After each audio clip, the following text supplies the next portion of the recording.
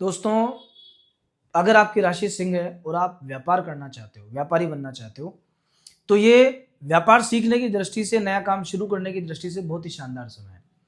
In case अगर आप किसी नौकरी में हो, किसी भी फील्ड में हो सकता है आप कोई गवर्नमेंट सर्विस में हो, आप फाइनेंस के फील्ड में हो, आप बैंक में काम करते हो या प्राइवेट सेक्टर में, कॉर्पोरेट में कोई काम हो आपका। लेकिन हर व्यक्ति चाहता है कि मेरे को आगे बढ़ना है, 2 पैसे ज़्यादा कमाने हैं, फाइनेंशियल फ्रीडम चाहिए, नौकरी के बर्डन से थोड़ी आज़ादी चाहिए। तो वो प्रयास करता है कि मैं कुछ नया करूँ, कुछ अच्छा करूँ, कोई अपना साइड बाय साइड काम चालू करूँ। ये समय उस काम के लिए बहुत अच्छा समय है। अभी 7th हाउस में 4 ग्रहों का योग आपके बनेगा कुंभ राशि के अंदर, और ये जो योग बनेगा, ये व्यापार को डेवलप कर सकता है। ये धीरे-धीरे आपका बिज़नेस बढ़ा सकता है, व्यापार बढ़ा सकता है। इसमें स्पेशली जो बुध और शुक्र, ये जो 2 ग्रह बैठे हैं ना यहाँ पे, ये बहुत अच्छे हैं। तो मेरा सजेशन आपको ये है कि इस समय आपको किसी नए काम के लिए, नया सोर्स ऑफ इनकम तलाशने के लिए इन्वेस्टमेंट करना चाहिए, थोड़ा अपनी किस्मत को ट्राई करना चाहिए। क्योंकि जब तक आप कुछ करोगे नहीं, तब तक कुछ पता चलेगा नहीं।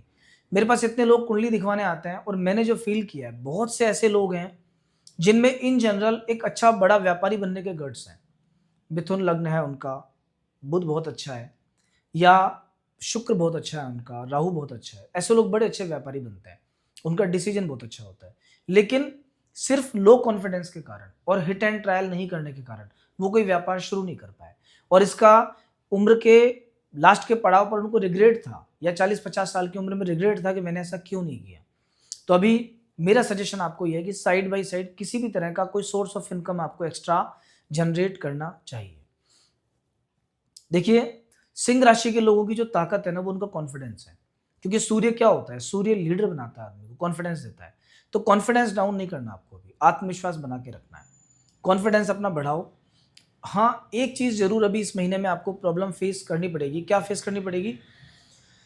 अभी ये जो सूर्य का राशि परिवर्तन अभी हुआ है 13 तारीख को, 13 फरवरी को। 13 फरवरी से लेकर के 15 मार्च तक का जो आपका टाइम है, इस समय पर अभी क्या होगा कि सूर्य और राहु का एक कॉम्बिनेशन बना है, क्योंकि 7वें घर में राहु है और सूर्य है। सूर्य होने को तो ग्रहों के राजा हैं, लेकिन सूर्य को ग्रहण लगता है केवल मात्र सूर्य से, क्योंकि वरदान प्राप्त है सूर्य को कि वो राहु को वरदान राहु को प्राप्त है कि वो सूर्य जैसे बड़े ग्रह को ग्रस सकते हैं। अब ऐसी कंडीशन में, ऐसी सिचुएशन में क्या है कि ये जो सूर्य और राहु का सूर्य ग्रहण योग बना हुआ है आपके 7वें घर में, इसके प्रभाव से कहीं ना कहीं कुछ एक प्रॉब्लम्स आपके सामने अभी आएंगी इस आने वाले 1 महीने में। क्या प्रॉब्लम्स आ सकती हैं? पहला तो मैरिड लाइफ में कुछ इश्यूज हो सकते हैं कि दाम्पत्य जीवन को लेकर दिक्कतें आ सकती हैं। अगर आप मैरिड नहीं हो और रिलेशनशिप आपका है, कमिटेड हो, तो कहीं ना कहीं कोई रिलेशनशिप इश्यूज क्रिएट हो सकते हैं कि वहाँ पर 2 लोगों के बीच में गैप आ सकता है, मिसअंडरस्टैंडिंग हो सकती है, कुछ कन्फ्यूजन्स क्रिएट हो सकते हैं। तो रिश्तों को बचा के रखना, भले ही वो किसी के साथ भी है। सेकंड चीज़, अगर आप पार्टनरशिप में काम करते हो तो पार्टनर्स के साथ में वाद-विवाद मत करना।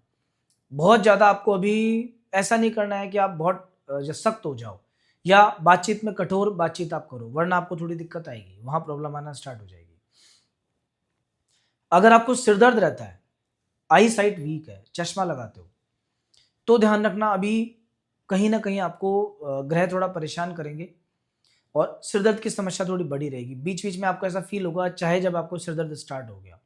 एक और बात, शत्रुओं से बच के रहना, क्योंकि सूर्य को जब राहु ग्रस्त है मतलब शत्रु हावी हो गए, तो अभी ऐसे लोग जो आपके सामने कुछ नहीं थे, वो भी पीछे से बैकबाइटिंग कर सकते हैं।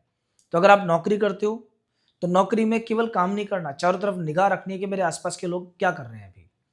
वरना कहीं न कहीं कोई दिक्कत आपके सामने सडन आ सकती है, अचानक कोई दिक्कत क्रिएट हो सकती है। तो इन सब मामलों में आपको सावधानी बरतनी है।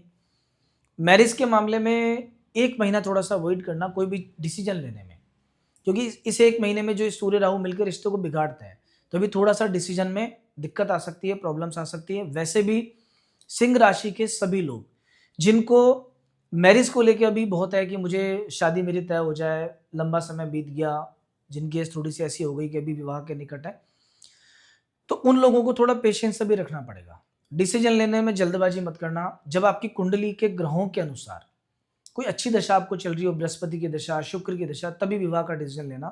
क्योंकि राहु सप्तम भाव में जो गोचर करता है, तो ये गलत निर्णय हो जाए इसकी बहुत बड़ी आशंका रहती है।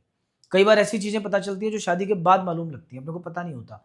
उस घर परिवार के बारे में, उस सामने वाले जीवन साथी के बारे में, ऐसी चीज़ें जो बाद में पता चली कि पहले भी सगाई हो चुकी है, शादी टूट गई है, कुछ और प्रॉब्लम है, कुछ भी ऐसा। तो अगर इस समय मैरिज का डिसीजन लेना है कोई आपको इस साल में और आपकी राशि सिंह है, तो एक बार जरूर अपनी कुंडली देख लेना, दिखवा लेना, उसमें सही दशा चलनी चाहिए। अगर कुंडली में भी आपको कहीं अंतरदशा राहु की है, आपको अंतरदशा सूर्य की है, शनि की है, मंगल की है, तो हो सकता है कि आपका डिसीजन थोड़ा सा गड़बड़ हो जाए। खैर, भाग्य के मामले में समय आपका ठीक है। अभी 8वें घर में शनि विराजमान है, थोड़ा ऑब्स्टिकल तो देते हैं, मतलब आप आगे तो आप बढ़ना चाहते हो 100 की स्पीड से और शनि ने ब्रेक लगा रखे हैं। थोड़ा पेशेंस रखो, धीरे धीरे समय ठीक आएगा। अगस्त के बाद, इस अगस्त के बाद में क्या होगा कि एज इट इज ढैया तो रहेगा, आपको अष्टम ढैया तो रहेगा शनि का, लेकिन शनि का प्रभाव थोड़ा कम हो जाएगा, डिग्री वाइज थोड़ा सा प्रभाव कम होना स्टार्ट हो जाएगा। जैसे जैसे आप इस साल के एंड पे आओगे वैसे वैसे थोड़ी परेशानियां आपकी कम होंगी। आपको शनिदेव का उपाय जरूर करना चाहिए। शनिदेव को प्रसन्न करने के लिए सबसे सिंपल उपाय बता देता हूँ। हर शनिवार एक टिफिन एक्स्ट्रा बनाओ, एक खाने का पैकेट एक्स्ट्रा बनाओ और किसी भी दरिद्र नारायण को, किसी गरीब व्यक्ति को आप अपने हाथ से खाना खिला दो। भरपेट भोजन होना चाहिए। उनसे जो आशीर्वाद मिलेगा वो शनि की सब परेशानियों को दूर कर देगा।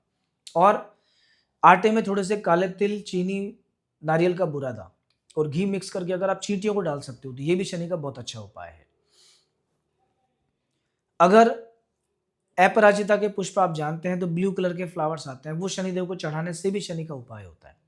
तो इनमें से एक लाल किताब का उपाय भी होता है कि जब कोई व्यक्ति ज्यादा परेशान है शनि से, ढैया साढ़े साथी बहुत परेशान कर रही है, ऑब्स्टिकल्स ज्यादा आ रहे हैं, तो एक बांसुरी में शक्कर भरकर उसको जमीन में दबा देना चाहिए किसी भी शनिवार के दिन। तो ये उपाय लाल किताब का है, आप करके देख सकते हो, इससे भी व्यक्ति को बहुत लाभ मिलता है।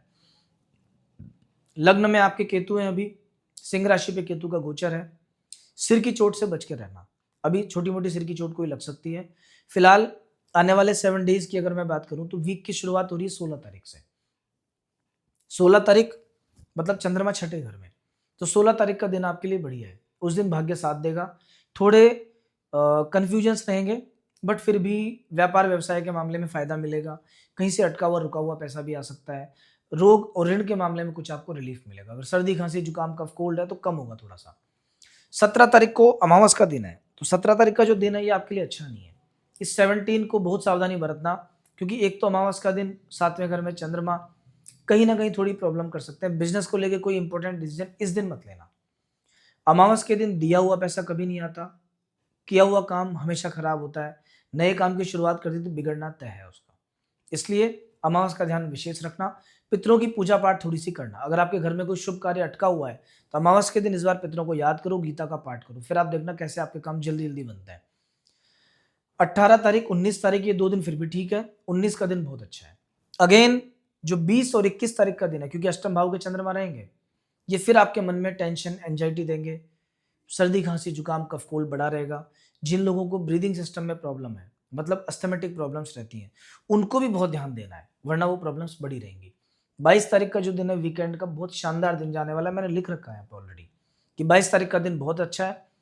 तो कुल मिलाकर के सिंह राशि के सभी लोगों के लिए 2 दिन छोड़ने हैं, 3 दिन छोड़ने हैं, 17 तारीख, 20 तारीख और 21 तारीख। बाकी उनका समय ओवरऑल ठीक जाएगा। सूर्य को जितना मजबूत कर सकते हो अभी करो, क्योंकि सूर्य पीड़ित है। तो हो सके तो प्रतिदिन सूर्य भगवान के दर्शन किया करो। सूर्य तो कभी पीड़ित हो नहीं सकते, पर आपके लिए पीड़ित है, क्योंकि वो तो प्रत्यक्ष देव हैं। तो आप प्रतिदिन सुबह जल्दी उठो, सूर्योदय के समय सूर्य भगवान के दर्शन करो। और देखिए, वैसे भी सिंह राशि के व्यक्तियों के लिए सूर्य की एनर्जी बहुत पॉजिटिव होती है। आप करके देखना, कभी आपके जीवन में प्रॉब्लम्स ज्यादा हो जाए, बीमारियां ज्यादा हो जाए, शत्रुओं से विशेष परेशान हो, बस केवल आप सूर्य भगवान के सामने खड़े हो जाना, आपके मन की बात उनको कह देना। लगातार कुछ दिनों तक करना, सुबह उगते हुए सूर्य के सामने। आपकी समस्या बिना किसी उपाय के, बिना किसी पूजा पाठ के वैसे ही दूर हो जाएगी। तो ओवरऑल आपका समय बहुत ही अच्छा है, बस थोड़ा सा ध्यान रख के आगे बढ़ोगे, व्यापार के दृष्टिकोण से समय ठीक आएगा। एक खास बात, अगर आपके जीवन में कोई प्रॉब्लम चल रही है, मैरिज में दिक्कत है, व्यापार का डिसाइड नहीं कर पा रहे कौन सा करना है, या कोई कोर्ट कचहरी का केस चल रहा है उससे बहुत परेशान हो आप, या फिर संतान से विचार नहीं मिलते आपके, या कोई बीमारी ने बहुत परेशान कर रखा है, तो इन सब समस्याओं का समाधान हमारी जन्म पत्रिका में होता है, हमारी कुंडली में होता है। तो अगर आप चाहते हो कि प्रॉपर गाइडेंस मिले और भाग्य की सहायता से काम थोड़ा सा बने आपका, तो स्क्रीन पे नंबर है, इस नंबर पे आप मेरे यहाँ संपर्क कर सकते हैं कुंडली एनालिसिस के लिए। अगर आप चैनल पर नए हैं, पहली बार इस चैनल को विजिट कर रहे हैं, तो प्लीज़ इसे फॉलो कीजिए। नेक्स्ट वीक हम फिर मिलेंगे। नमस्कार।